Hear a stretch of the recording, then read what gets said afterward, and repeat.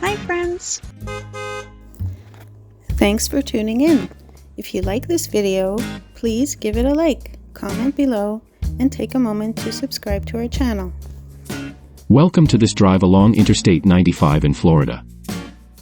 Today, we're traveling south from the Georgia-Florida state line to Jacksonville, passing through areas rich in history and natural beauty. As we cross into Florida from Georgia, we enter Nassau County, a region known for its scenic landscapes and coastal charm. Shortly after the border, travelers can stop at the Florida Welcome Center, a tradition since the 1940s, offering free orange juice and helpful information about the Sunshine State. Continuing south, we approach the town of Yulee, named after David Levy Yulee, Florida's first U.S. Senator, and a pioneer in the state's railroad development. This area serves as a gateway to Amelia Island and Fernandina Beach, known for their pristine beaches, historic sites, and vibrant shrimping industry. Further along I-95, we enter Duval County and the city of Jacksonville, the largest city by area in the contiguous United States. Founded in 1822 and named after Andrew Jackson, Jacksonville boasts a rich history and a diverse cultural scene. The city lies along the banks of the St. Johns River, one of the few rivers in the U.S. that flows north.